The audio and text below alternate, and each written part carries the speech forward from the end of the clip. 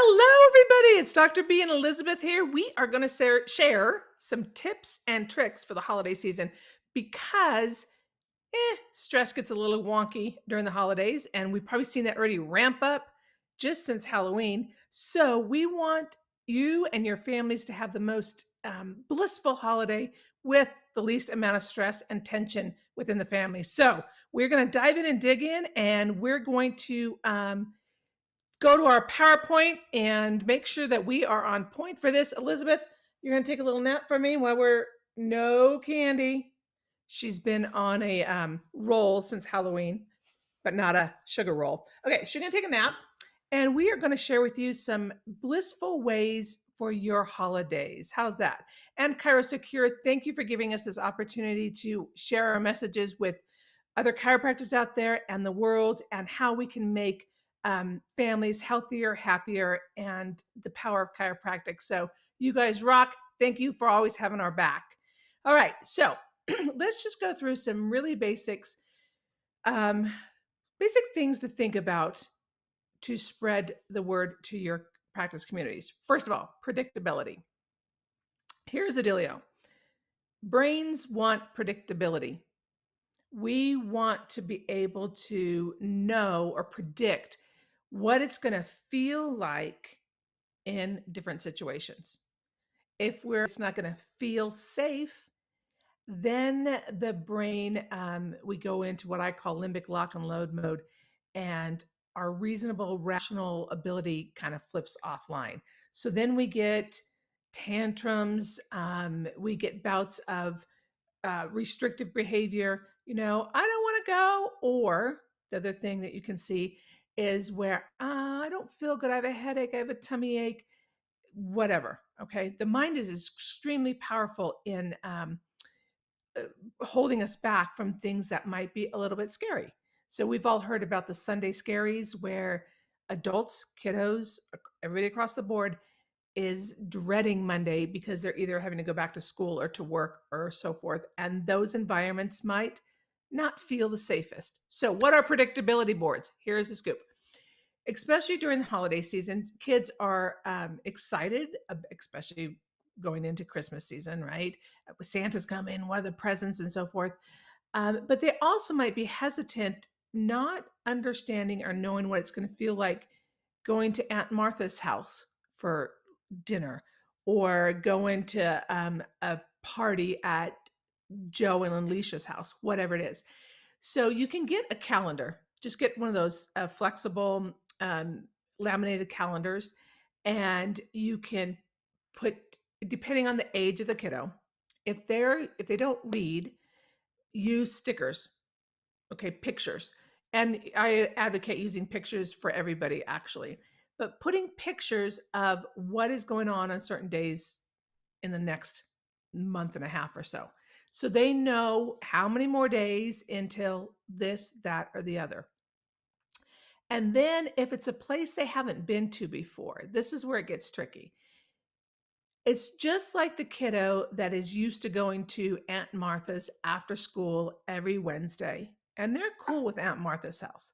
They know what it smells like, how light and bright it is in there, how loud Aunt Martha talks, how touchy-feely things are, and their brain, their ability to adapt in that environment is good. So they're very calm, cool, collected. However, if you pick them up on Wednesday and said, we're not going to go to Aunt Martha's today, we're going to go to Sam's house instead, and they've never been to Sam's house, and their brain doesn't know what it's going to be like at Sam's house, here comes the problem. They don't want that change. They can have a come apart, have a meltdown, dig their heels in, suddenly get sick, you name it. All right. So give them as much predictability and input into their brain as to as much as you can as to what that environment's going to be like. And so what you might want to do is, if they're going to go to somebody's house that they've never been to before, or are you picking up that when you go to that house all the time, the kiddos have less than stellar, quote unquote, behavior? It might be something about that environment. So talk to them beforehand. What worries you about going to Sam's house? What worries you about going to this party? and see if you can get them to understand what's happening. And then we teach them some tools and tricks to feel more calm in that environment, such as humming, singing, taking deep breaths.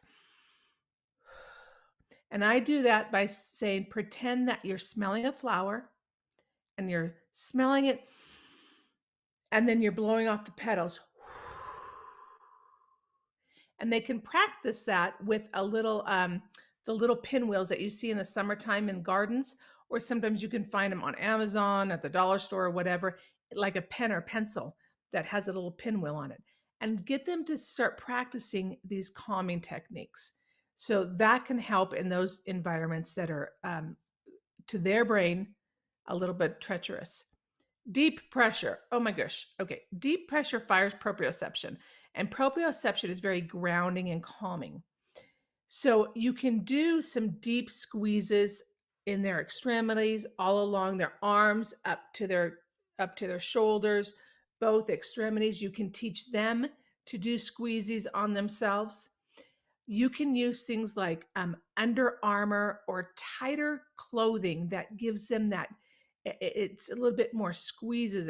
It compresses their body a little bit more. That can be very grounding and calming. They have pressurized caps, hats, and beanies and things like that that have pressure in them that give them a little bit of calming proprioceptive pressure. So these are all things to think about to get them compatible to their environment. Keep routines as much as possible. If we can advocate that they keep their chiropractic adjustments on a regular basis, especially during the holidays, to help minimize the stress load. But try to, during those vacation times, keep routines as much as possible, meaning getting up about the same time, going to bed about the same time, um, spending family time at the same time, maybe even having 15, 20 minutes of reading time like they would during the school time. Try to keep them on schedule and on a routine as much as possible. If if especially with a 2-week window between Christmas and New Year's, they can really get off track. And then trying to get them back on track right before school starts again can be a little bit troublesome. Okay. So maybe the first week you can be a little bit more lax, but then that gearing up towards going back to school, start getting in that routine again. Food prep. This can be a big one, especially with families across all ages and all stages that maybe have food restrictions, gluten-free, dairy-free, that type of thing, or even dyes and preservatives. We know that during the Christmas time, we got red dye 40 flying around everywhere, right?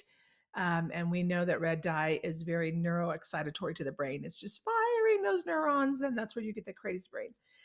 So maybe have parents prep some food to take along if they're going to a party that is conducive to the needs of that family. And if we really want to not have to single out a family or a child within the family or so forth, they don't want to be singled out. Perhaps the parents can talk to who's ever hosting the dinner or the party or something, or the school event ahead of time, and saying, Johnny cannot tolerate gluten or dairy. So what I'd like to do is I'd like to bring a dish over before the party starts. All right. That is a dish that everybody in the party can enjoy, not just us or not just Johnny. So it's out there with all the other dishes on the table. And then when we arrive, it's not that this dish is just for Johnny. It's for everybody, and Johnny gets to enjoy it as well. So so do things along that line. So again, so you're not singling out that little kiddo for what they can't have, but spin it to what they can have.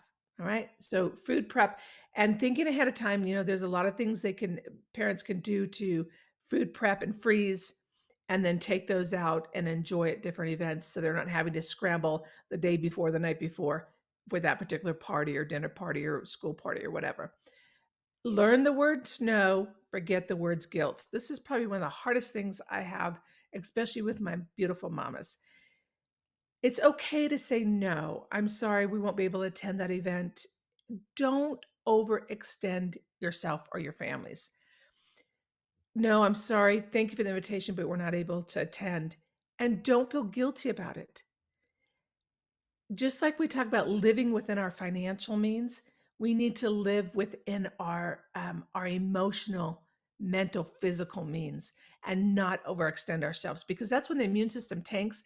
And once the immune system tanks, now we get all the bugs that are going around. We're more predisposed to that, which leads us into the sugar plunge from Halloween on, Halloween through the heart holiday, Valentine's Day, actually through Easter. It's just like crazy zone, right? So let's educate a little bit about what sugar does to the brain. It's like cocaine for the brain. So it ramps them up. It is very inflammatory, so it tanks your immune system. So we can propose it as, we want you to really enjoy your holiday season. We don't want you in bed and not feeling well and not being able to participate in these fun activities. So let's minimize that sugar intake and maybe look at some alternatives. Okay. Monk fruit, MONK, monk fruit is a nice substitute for regular sugar. Coconut sugar can organic coconut sugar, but cut the sugar doses down in when they're making cookies and these kind of things. So, be mindful of that. Tech time. What tends to happen is mom and dad get busy. They've got all these things going on, house cleaning, prepping for guests, all da da da. And it's really easy to give in to that technology. But tech brain is a real thing, and uh, tech use acts like sugar on the brain. It acts like cocaine. It gives them a dopamine hit, and so it can be really hard to get them off the devices. And especially during that transition, let if you give them the tech device and they're hanging out in their room and being able to be on the whatever until the guests arrive, and then you want them to cold turkey cut it out and come out and be responsive to your guests, that might not work so well. So again, keep your tech rules in place just like you would during the school time. Okay. And avoiding sensory chaos. So malls, parties, we know it's sensory stimulation, malls of bright lights, the music's playing, all that can be a bit much. So we also want to figure out ways, depending on the child and what gets them into sensory chaos. How can we help that? The deep pressure, again, wearing those tighter, that under armor clothing or those tight undergarments can be very calming and soothing. Doing the deep pressure before you go into the mall and all this chaos. If Johnny starts to have a meltdown, maybe find a dressing room where you can go into and do a little humming or a little singing and deep pressure while you're doing that. Just reset the nervous system and calm it down. They might need to have some noise canceling earphones on or some earbuds in, something to minimize the noise and the echoing if they're too auditory sensitive. Um, Maybe wearing a light tinted gray or rose colored tinted eyeglass in the mall and those kind of things, just to help the glare and the lights and everything coming at you. Look for in my program, in our Academy of Neurodevelopmental Practices program, we've put together for years, we've been doing this, a sensory Santa event, and where a lot of docs are actually putting on safe sensory Santa events. And there might be ones going on in your communities where you can, or you put one on yourself, where kiddos can come and have their picture taken with Santa or whatever, but it's a sensory friendly environment. It's not all this chaos that's at the mall. So think about, help parents understand the kiddo's brain might look at it as, I'm going into a war zone when I'm going to Walmart on December 21st or Black Friday or whatever, or going to the mall. Minimize that before they even get into that situation and have a meltdown. So that way you're not getting this sensory defensive child, and it's less stressful on the whole family. So hopefully that helps you, just some key points to educate and give to your parents and your practice members. Remember to do this for yourself as well. Just as though we want to nurture and help those that we that we work with in our practices, we need to also be mindful and nurture ourselves during this time because it does get a little chaotic. So take time for yourself. And with that said, ChiroSecure, you are amazing. We wish you all a very, very Merry Thanksgiving. Yes, Thanksgiving first, and we will see you before Santa. And from me to Elizabeth, to all of you out there, have a great family experience, and we're going to see you in December.